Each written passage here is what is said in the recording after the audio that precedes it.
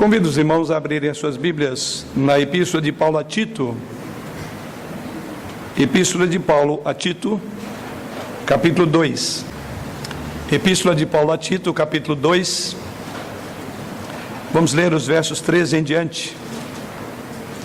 Se nos diz a palavra do Senhor: porquanto a graça de Deus se manifestou salvadora a todos os homens, educando-nos para que, renegadas a impiedade e as paixões mundanas, vivamos no presente século sensata, justa e piedosamente, aguardando a bendita esperança e a manifestação da glória do nosso grande Deus e Salvador, Cristo Jesus, o qual a si mesmo se deu por nós, a fim de remir-nos de toda iniquidade e purificar para si mesmo um povo exclusivamente seu, zeloso de boas obras. Dize estas coisas, exorta e repreende também com toda autoridade, ninguém te despreze.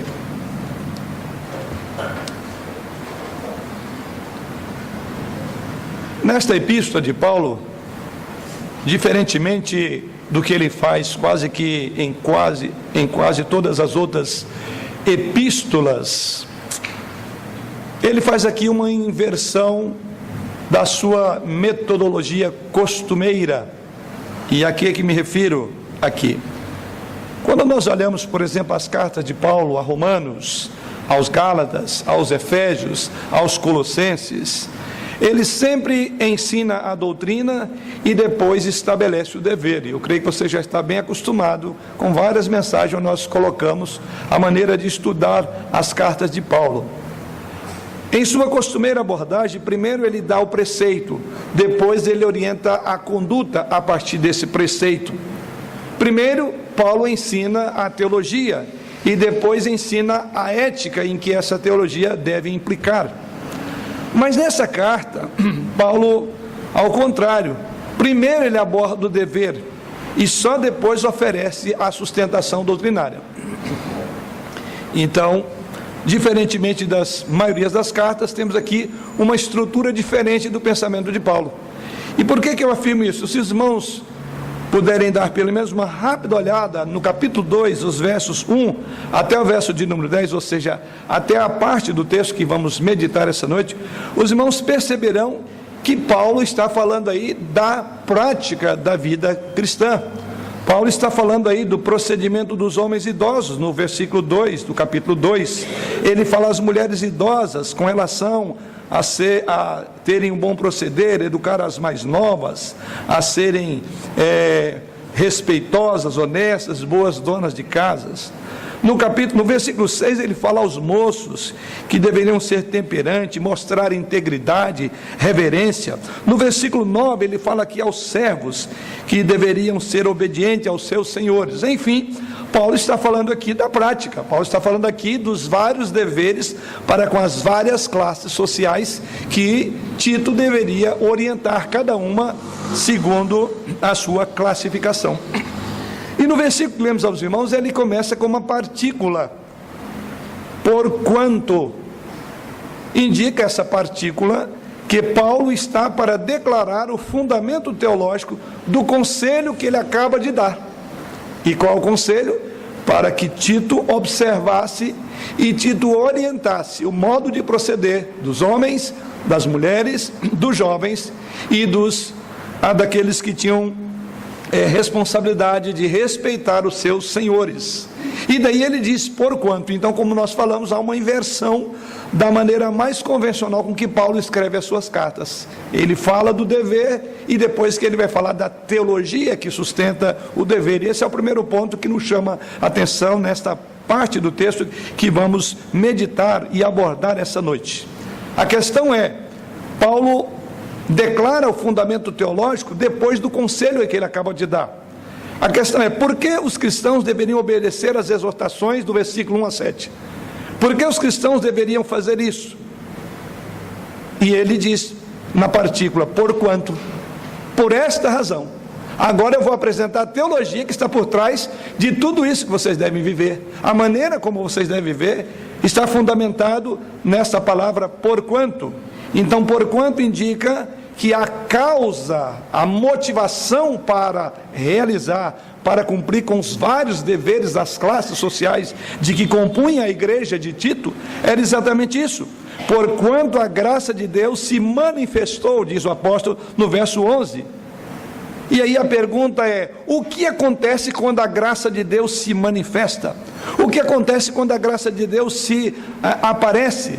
É exatamente isso que Paulo vai mostrar no texto que temos essa noite, cujo tema é a graça de Deus, o fundamento para uma vida santa.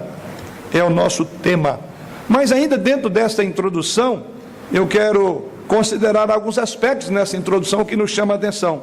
Em primeiro lugar, significa que a vida pura é consequência direta de uma teologia pura. Paulo está falando da vida pura, dos homens, das mulheres, dos jovens, dos servos. E ele diz que essa vida que eles teriam seria a consequência imediata da teologia que ele passa a mostrar, chamando de graça salvadora. Não há dúvida, irmãos, que a decadência instalada, a decadência moral instalada nas igrejas contemporâneas, denuncia lamentavelmente a fragilidade da teologia da igreja. Onde a doutrina é ignorada, onde a doutrina é torcida ou é adulterada, não pode haver uma igreja santa, porque há um menosprezo para com a doutrina. A vida pura, Paulo vai dizer, ela é resultado de uma doutrina pura, e é por isso que Paulo parte da prática para dizer: eu vou apresentar a doutrina que vou fundamentar para que vocês tenham uma vida pura. A teologia, sabemos, ela é mãe da ética. Assim como o homem crê, assim ele será.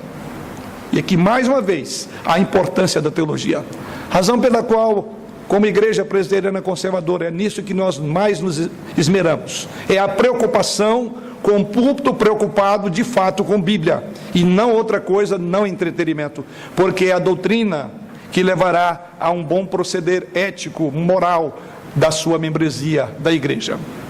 Um outro ponto que podemos observar nessa introdução de Paulo aqui é que a transformação dos relacionamentos, segundo o que Paulo coloca, será resultado direto da transformação da graça. Porque diz, esses relacionamentos dos homens, das mulheres, dos jovens, é resultado direto de uma graça que transformou. Porquanto a graça de Deus, diz o apóstolo Paulo, depois que Paulo falou dos relacionamentos transformados, versos 1 a 10, deu a fundamentação teológica agora para essa transformação. Paulo falou do padrão divino para os homens, Paulo falou do padrão divino para as mulheres idosas, para as mulheres recém-casadas, para os jovens solteiros, e por fim Paulo fala aos líderes e para os servos também. E em último lugar, a conexão entre doutrina e vida é absolutamente necessária para a vida saudável de uma igreja. A igreja tem que viver aquilo que ela crê, do contrário ela será hipócrita. Ela tem que viver aquilo que se prega, aquilo que se ensina, e é exatamente isso que Paulo está dizendo. Ou seja, o espírito do pós-modernismo tem repudiado qualquer ideia de verdades absolutas. E a igreja tem uma verdade absoluta, é a palavra de Deus. É autoritativa, é a autoridade máxima, debaixo da qual todos nós estamos. E a igreja tem que prezar pela sua doutrina. O Espírito Santo, nós sabemos que ele nos guia à verdade, e não a parte da verdade, há uma parte dessa verdade. Existe assim uma estreita relação inquebrável, uma conexão entre a doutrina bíblica e a vida que agrada a Deus. Os que desprezam então a doutrina, ignorando, dizendo que isso é apenas uma ideia de racionalidade, são aqueles que caminham para o relativismo moral nos dias atuais. A impiedade sempre desembocará nas perversões dos valores de uma igreja. E é por isso que Paulo fala sobre esse tema. Isto posto, vamos então pensar agora sobre toda essa estrutura doutrinária para cumprir os deveres dos homens idosos, as mulheres idosas, as mulheres jovens, os jovens e os senhores e os servos. E assim temos como proposição já anunciado, a graça de Deus é o fundamento para uma vida santa. Vamos então examinar os fundamentos teológicos para uma vida santa, buscando com isto a conexão entre a doutrina e o dever, ou, para sermos corretos com o texto bíblico, entre o dever que desemboca a partir da doutrina. Vamos orar. Pai, oramos ao Senhor, mais uma vez gratos pelo privilégio agora de abrir a Tua palavra. Já invocamos a Tua presença com os cânticos que exaltam a tua beleza, a tua santidade, a tua glória, o teu domínio sobre todas as coisas. Já confessamos ao Senhor as nossas iniquidades, as nossas transgressões, por sabermos que ninguém poderia adentrar nem permanecer nesse recinto se não estivesse coberto pelo sangue precioso de Jesus. Já apresentamos ao Senhor as nossas ofertas com um preito de gratidão, porque o Senhor tem nos abençoado com tantas bênçãos celestiais, eternas, mas também temporais. E agora, ó Pai, chegamos nesse momento tão especial, porque queremos ouvir. Por isso, ó Deus, fala enquanto nós ouvimos a tua doce voz. Abra os nossos entendimentos, os nossos olhos, para enxergar além da letra, para que, a partir desse momento, nada, nem coisa alguma, distraia a nossa atenção, os nossos olhos, o nosso ser, de ouvir a tua palavra com clareza, com precisão, com poder, com graça, chegando ao nosso coração. E é assim que nós oramos confiados de que tu haverás de nos assistir com teu Espírito e nos conduzir à tua palavra essa noite. Amém. A primeira coisa que Paulo trata sobre esta graça, que é o fundamento para uma vida santa, a primeira coisa que observamos quanto a esta graça está no verso 11, quando ele diz: porquanto a graça de Deus se manifestou salvadora a todos os homens. Em primeiro lugar, vemos aqui a manifestação da graça. É assim que Paulo começa o seu argumento, para encorajar a uma mudança, a um proceder das várias classes na igreja. E é por isso que Paulo diz: porquanto a graça de Deus se manifestou salvadora a todos os homens. O que Paulo está querendo dizer aqui é que só podemos ter uma vida santa por causa da epifania, ou manifestação na língua portuguesa. É por causa da epifania, ou da manifestação da graça de Deus, que nós podemos ter uma vida santa.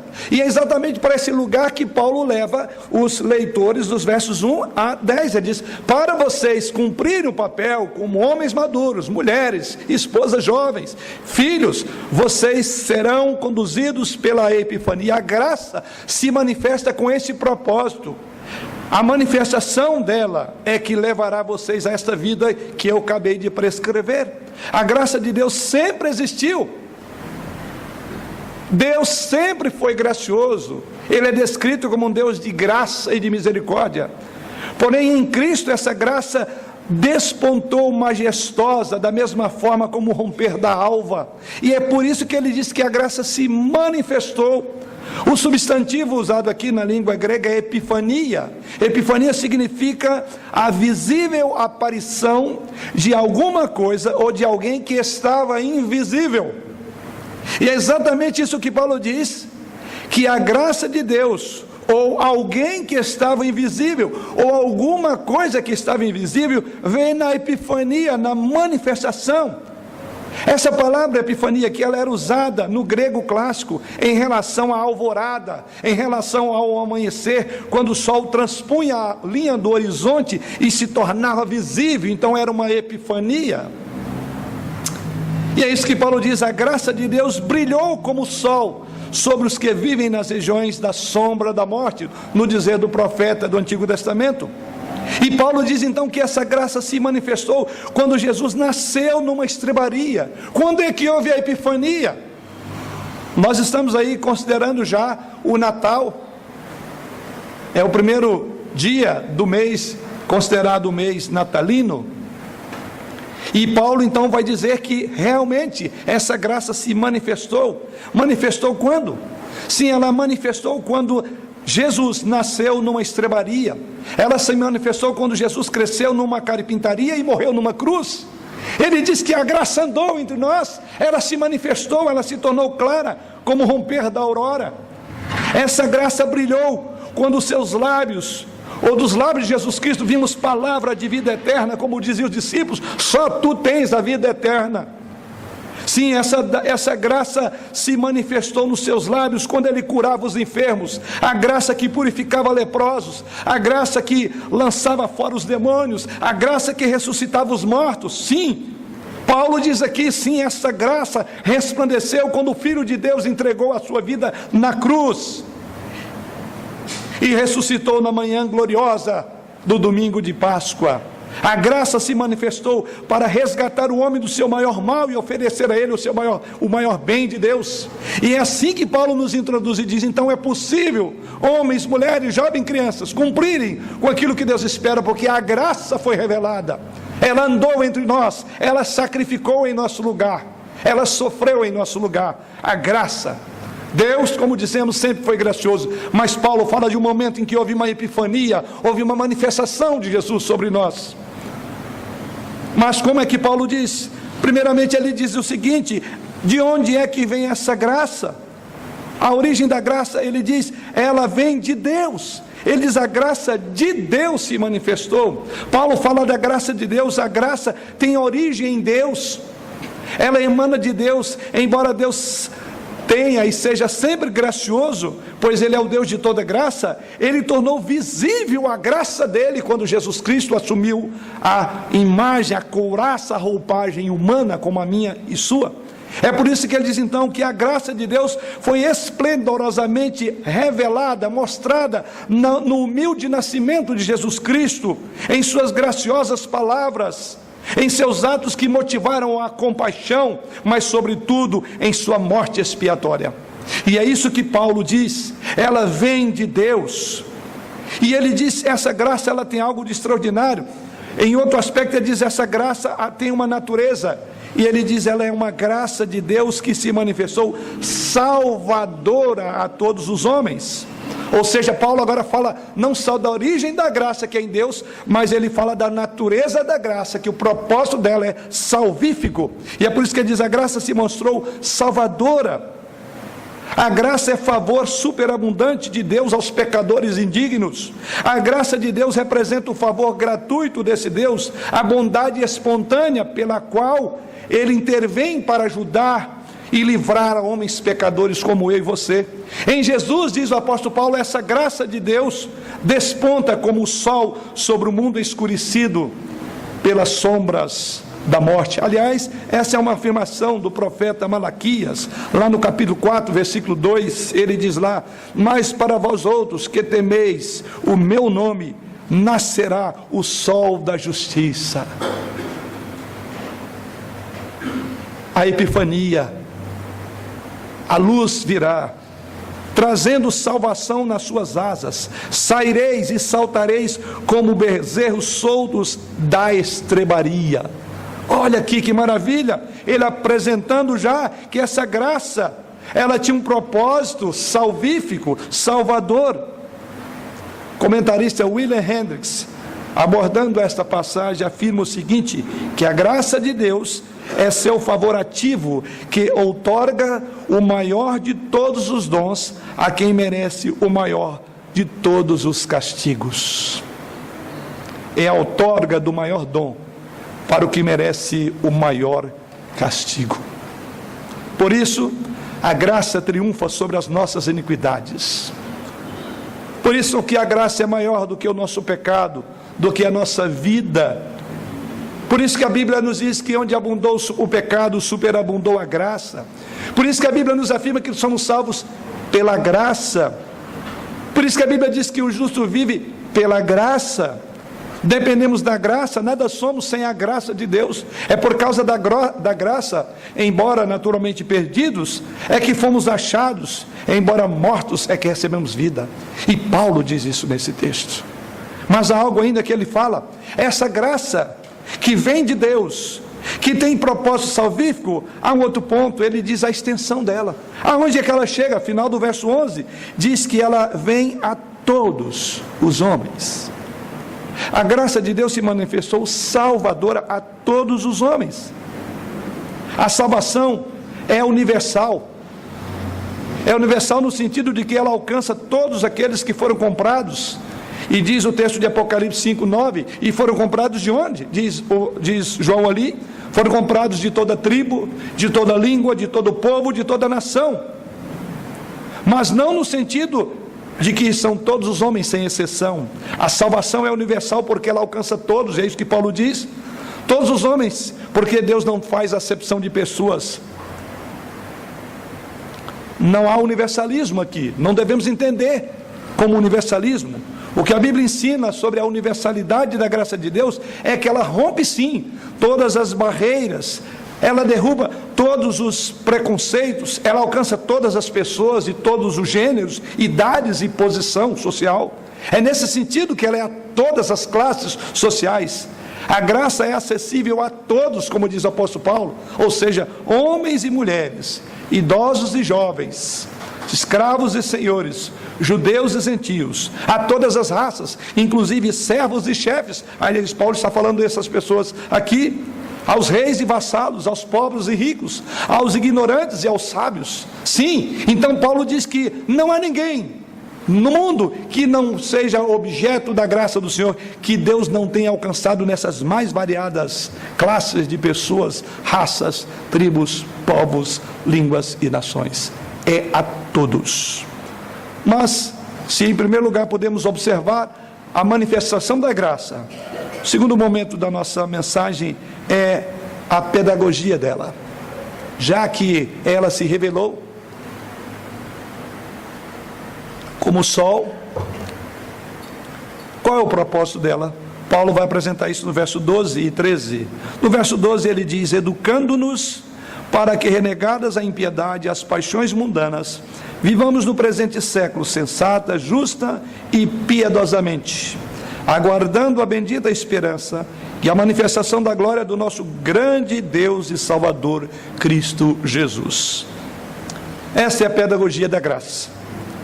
Algumas verdades precisam ser observadas nessa afirmação, nesses versos. Em primeiro lugar, Paulo diz que essa graça nos educa para que reneguemos o mal.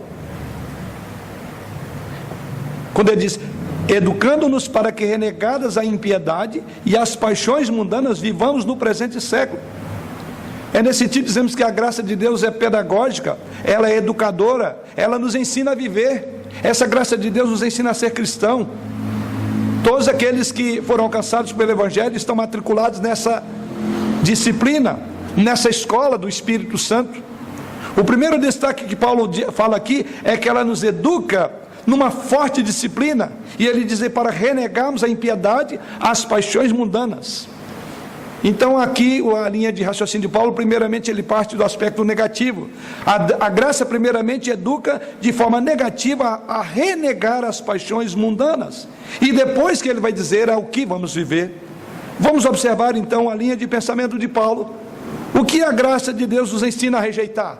Se a primeira argumentação, que ele diz, para que renegadas a impiedade e as paixões mundanas, as duas primeiras expressões. Primeiro, a graça nos ensina a renegar a falsa teologia, ou seja, a palavra grega aqui, traduzida por impiedade, seria a rejeição de tudo que é reverente, de tudo que tem a ver com Deus. Isto é uma vida de impiedade. Tudo que é reverente, tudo que é para a glória de Deus, é alguém que renega isto. A palavra aqui aponta para o passado, para uma vida sem levar Deus em conta. Por isso que ele diz renegar das impiedades. A impiedade tem a ver com aquilo que se opõe à verdadeira adoração. A impiedade tem a ver com aquilo que se opõe à verdadeira devoção a Deus. A impiedade é uma relação errada com Deus. Por isso que é algo do passado. Ela tem a ver com uma teologia errada, ou seja, com uma distorção da verdade sobre quem é Deus. O ímpio é aquele então que não leva Deus em conta. Uma pessoa ímpia é aquela que não leva Deus a sério. O ímpio não se deleita em Deus, não tem prazer em Deus, ao contrário, ele abomina todo tipo de beatude, de toda bem-aventurança. E Paulo diz que essa graça se manifesta para que tire de nós esse tipo de sentimento que não leva Deus a sério, que não leva a adoração a sério, que não leva a consagração a sério. Mas ele continua uma outra palavra, ele diz não só renegadas a impiedade, a outra palavrinha é e as paixões mundanas. As paixões mundanas são consequências da impiedade, uma leva a outra.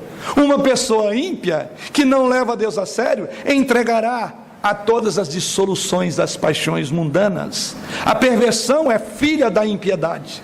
Então toda pessoa ímpia, ela vive em paixões mundanas, no dizer do próprio apóstolo Paulo. As paixões mundanas decorrem de um relacionamento errado com Deus. Essas paixões mundanas, na verdade, irmãos, têm a ver com uma vida desregrada, seja na área da mente, da língua e do sexo. Nessas três áreas, é uma vida desregrada. Essas paixões descrevem um estilo de vida pervertido.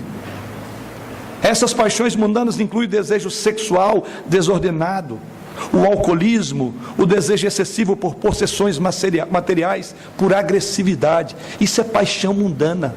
Então, o impiedoso, o ímpio, ele tem por natureza por desembocar em paixões mundanas. Em suma,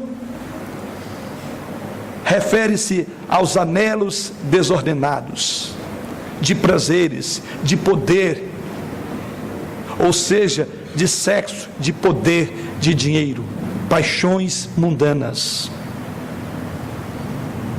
A graça de Deus nos disciplina a renunciar à nossa velha vida de impiedade e passar da impiedade agora para a piedade, do egoísmo ou autocontrole, dos caminhos desordenados para um tratamento justo com os demais. E assim caminhamos para a próxima palavra. E aí Paulo continua agora mostrando o lado positivo. Quer dizer, a graça não só nos purifica da impiedade de paixões mundanas, mas na sequência ele diz, para que vivamos no presente século sensata, justa e piedosamente. Uma vez que a graça nos purifica, nos separa disso. Em segundo lugar, a graça educa para praticarmos o bem. E esse é o lado agora que Paulo vai focar. Ele diz para que vivamos no presente século de forma sensata, justa e piedosa. Então, depois que ele aborda o aspecto negativo, Paulo agora volta-se para o positivo. Agora Paulo vai falar sobre a graça de Deus que nos educa a praticarmos o que é bom, a vivemos no bem. A salvação não é apenas uma mudança de situação, mas é uma mudança de atitude. Não é apenas abandonar a impiedade e as paixões, mas é algo positivo, é proatividade. Vida cristã é assim. A pedagogia da graça nos educa nos relacionamentos, que Paulo vai dizer, conosco, com o próximo e com Deus. Veja que é exatamente isso que ele diz. Então, como que ele coloca? Primeiramente, a graça de Deus nos ajuda a termos relacionamentos corretos conosco mesmo. Quando ele diz, para que vivamos no presente século sensata, é o modo como você pessoalmente vai viver. A palavra grega usada aqui por Paulo traz a ideia de prudência, de autocontrole, de moderação. Então é para você viver bem com você mesmo, sendo prudente, sendo autocontrolado, tendo moderação. A sensatez tem a ver com domínio próprio, que é inclusive um dos frutos do Espírito Santo. Com uma vida controlada, que é fruto do Espírito Santo.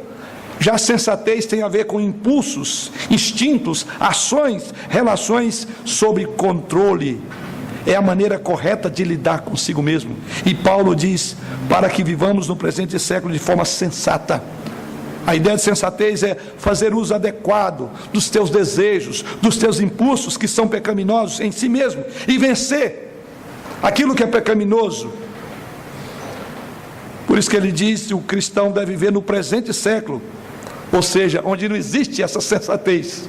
É um contraste aqui daqueles que vivem pela graça. Eles são diferentes.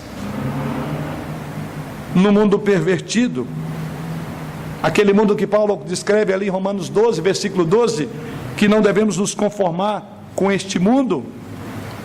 Mas Paulo também fala do modo como devemos ter um relacionamento correto com o próximo. E a próxima palavrinha que encontramos aí é: vivamos no presente século justamente. Primeiro, sensato. Segundo, justamente. Justiça aqui fala do nosso correto relacionamento com o próximo.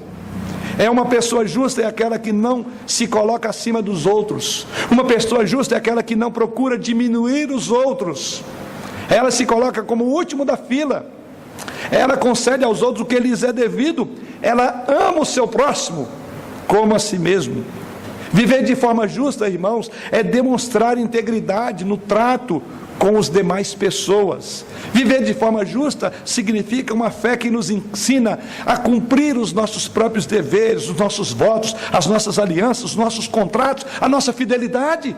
Isso é ser justo, é cumprir com deveres para com o outro. Seja o outro a igreja, o pastor, o presbítero, o diácono, seja o outro a irmã de fé, seja o outro o esposo ou a esposa, pais e filhos. É ser cumpridor de forma justa. Jurou, cumpra. Isso é justiça.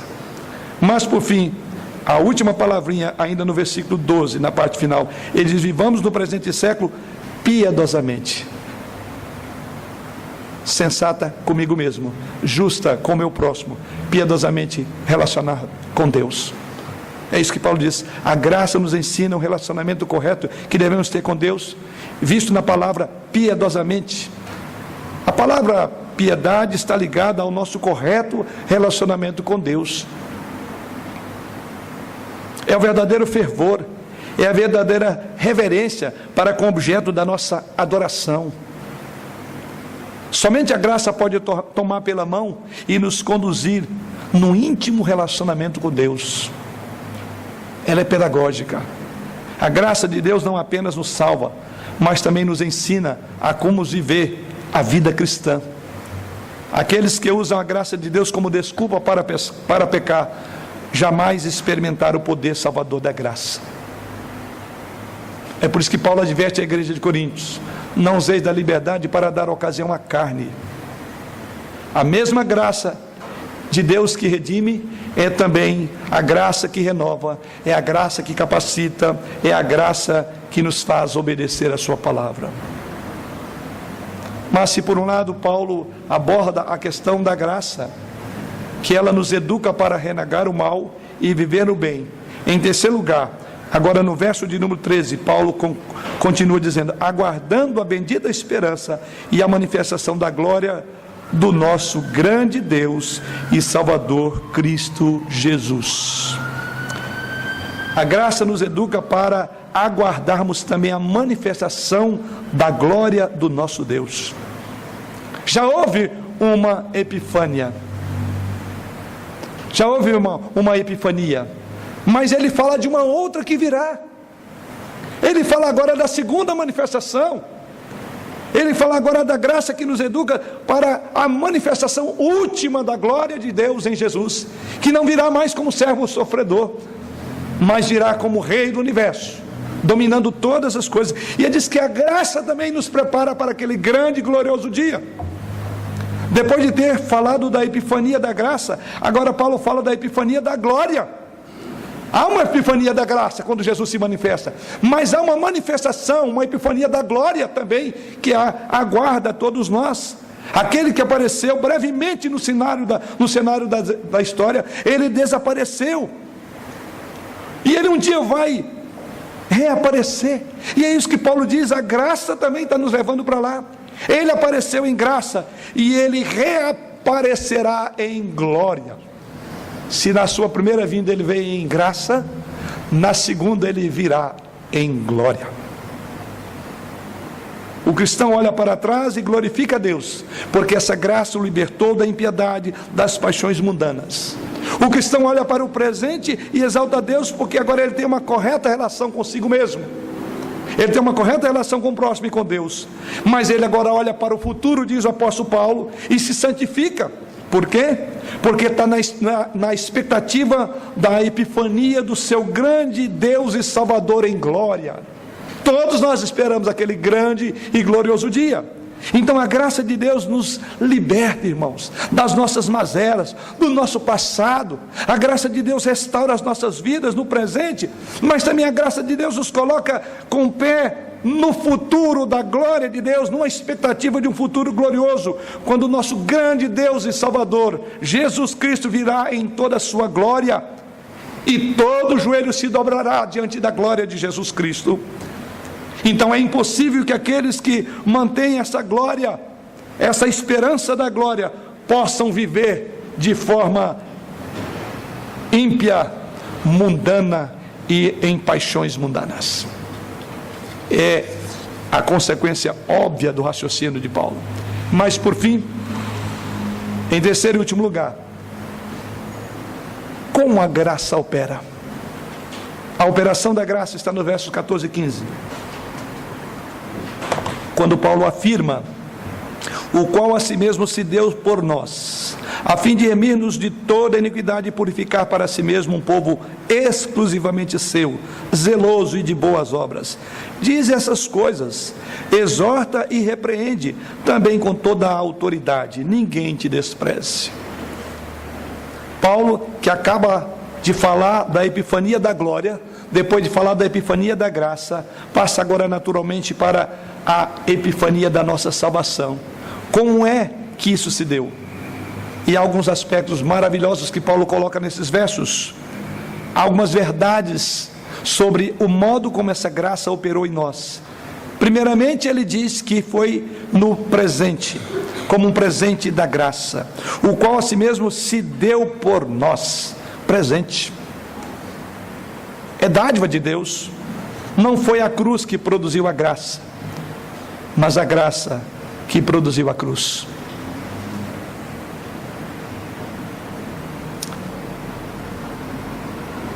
Não foi Jesus que moveu Deus a perdoar, foi o amor que antecedeu a cruz. Por isso que não foi a cruz que produziu a graça, mas a graça produziu a cruz. Foi por graça que a cruz, foi por amor. Não é assim que diz João 3,16? Porque Deus amou. É o amor que move Cristo ir para a cruz.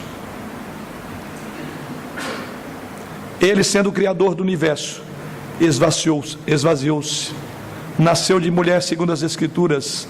Ele, sendo o Pai da eternidade, entrou no tempo, encarnou e fez morada entre os homens. Ele, sendo santo, se fez pecado, sendo bendito, se fez maldição, sendo autor da vida, morreu em nosso lugar numa rude cruz. Essa foi a maior oferta, a maior dádiva, o maior presente. Mas em segundo lugar, o propósito, diz o apóstolo aqui, a fim de remir-nos de toda iniquidade, verso de número 14, e purificar para si mesmo um povo exclusivamente seu. Paulo diz aqui que a graça tem dois propósitos nesse versículo. Um é negativo. Ele diz: o propósito negativo é de remir-nos de toda iniquidade, ou seja, daquele poder que nos faz pecar. A graça de Deus nos salva do pecado e não no pecado. A graça não se manifestou porque aqueles que viviam no pecado já precisavam ser salvos. Ela se manifestou para remir de toda a iniquidade. E há algo positivo também na afirmação de Paulo, quando ele diz que o propósito da graça é que Cristo, por meio da sua morte, purificasse, é a expressão para si mesmo, um povo exclusivamente seu. O que Paulo está dizendo, que o propósito aqui é que o Senhor quer um povo limpo. Deus quer um povo exclusivo. Deus não aceita um povo maculado pelas iniquidades, nem um povo de coração dividido com Ele, porque o sacrifício de Cristo nos comprou. Agora somos propriedades exclusivas dele, somos ovelhas, somos a sua herança, ovelha do seu pasto, somos a sua habitação. É nesse sentido que o Espírito Santo zela por nós. Deus tem ciúmes de nós. Ele não nos quer ver vivendo em impiedade, em paixões mundanas. Por isso que isso é uma ofensa contra Deus grave. Aqueles que foram lavados e purificados pelo sangue de Cristo voltar à velha vida. Ou isso pode até significar que nem nova vida teve. Porque essa obra de Deus nos comove em direção a Ele. A graça tem esse propósito. Por isso que Paulo diz que por meio da morte de Cristo, Ele purifica para si mesmo um povo exclusivamente seu. E por fim, qual é o resultado da graça? Um povo exclusivamente seu, zeloso de boas obras. A expressão zeloso de boas obras traz a ideia de entusiasmado por boas obras. Um povo empenhado em fazer boas obras. Devemos viver intensamente para aquele que por nós morreu. Um povo que está o tempo todo entusiasmado em fazer coisas boas, boas obras. Então a graça de Deus nos educa para um novo gosto. A graça de Deus nos educa para uma nova disposição, irmãos. A graça de Deus nos educa para um prazer nas coisas que são boas. Pensai nas coisas que são de cima, diz o apóstolo Paulo, não nas que são da terra, porque morrestes e a vossa vida está oculta juntamente com Cristo. Pela graça sois salvos, diz Paulo. E é isso que Paulo está dizendo aqui. Temos que ser entusiasmados por coisas boas. Devemos ver como alguma coisa estranha, atípica, algo ruim, porque fomos criados para boas obras. Da consciência de pertencer ao Redentor, e o seu povo resulta um novo homem devotado. Não mais seremos escravos, cativos de nós mesmos. Por conseguinte, não vamos precisar viver para nós mesmos. Esta é a verdadeira rendição, esta é a verdadeira libertação do crente. John Piper, comentando esse texto, ele afirma que as boas obras não são o fundamento de nossa aceitação, mas o seu fruto. Continua ele afirmando: Deus não nos salvou, ou melhor, Deus nos salvou para as boas obras e não por causa delas. Devemos não apenas praticá-las, mas também fazê-lo com fervor, paixão e zelo. Não devemos ser relapsos e remissos nas boas obras, mas zelosos e fervorosos praticando-as. Caminhando para o encerramento, como Paulo conclui essa exposição? No verso de número 15. E o que ele diz? Diz essas coisas, exorta e repreende também com toda a autoridade, ninguém te despreze. Tito começou dando uma ordem. O Paulo deu uma ordem a Tito para ensinar. No versículo 1, ele diz: tu, porém, fala o que convém à sã doutrina. Verso de número 1 do capítulo 2. Então Paulo começa dizendo: você precisa falar essas classes da igreja, tudo aquilo que é a doutrina. Tu, porém, é assim que ele começa. E no último versículo ele diz: dize estas coisas, exorta, repreende também com toda a autoridade, ninguém te despreze. O que Paulo está dizendo é que o papel do pastor, do ministro, é ensinar, é exortar, é repreender. Isso deve ser feito de forma pessoal, de forma coletiva, deve ser no púlpito, deve ser no aconselhamento. Os líderes espirituais da igreja precisam de dizer isso para as ovelhas. Tito deveria não só declarar essa mensagem, mas também exortar, para que pessoas aceitassem. Tito também deveria repreender para qualquer tipo de lassidão de membros em fazer isto.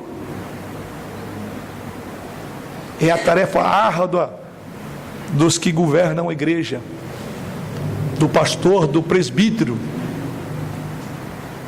Às vezes é exortar, é chamar o crente no particular e dizer: olha, meu irmão, esse é um tipo de vida que a graça deve produzir. Esta igreja é um povo da graça, não podemos viver em paixões mundanas, em impiedade. Isso não é próprio daqueles que foram objetos e fruto da graça. E por que Paulo conclui? Porque, por certo, Tito poderia vacilar. Ele era um jovem pastor, ele diz: ninguém te despreze. A igreja não pode desprezar os seus líderes, ainda que toquem suas feridas, ainda que doa, ninguém despreza.